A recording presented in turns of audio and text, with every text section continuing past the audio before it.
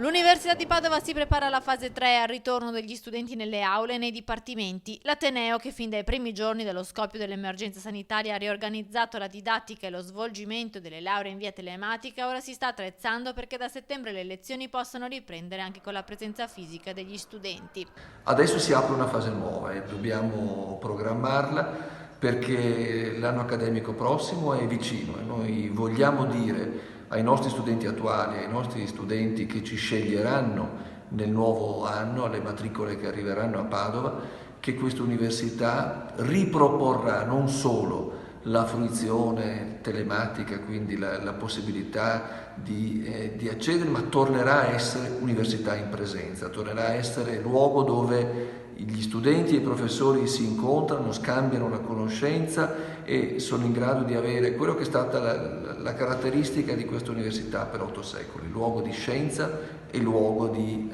formazione. E questo avverrà attraverso una utilizzazione piena in tutti i corsi di laurea delle strutture a disposizione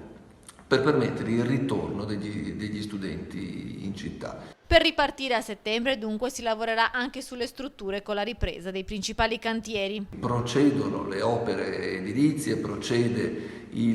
la programmazione del polo delle scienze sociali all'ex caserma Piave, prosegue la programmazione delle nuove aule di ingegneria in Fiera e tutte le altre opere di ammodernamento e ampliamento che attualmente sono previste. Quindi operiamo oggi nelle strutture che ci sono per riportare gli studenti all'università e permettere loro di fruire di tutti gli aspetti, le lezioni, le esperienze, i laboratori, di nuovo come questa università è in grado di dare. Dopodiché proseguiremo anche nell'ammodernamento delle strutture. L'Università di Padova durante l'emergenza Covid ha messo in campo i miglioramenti per fronteggiare l'epidemia, a partire dallo studio del professor Crisanti sulla popolazione di Vo, fino alla recente collaborazione con le imprese che vogliono iniziare a produrre o importare mascherine per verificarne la conformità alle certificazioni CE.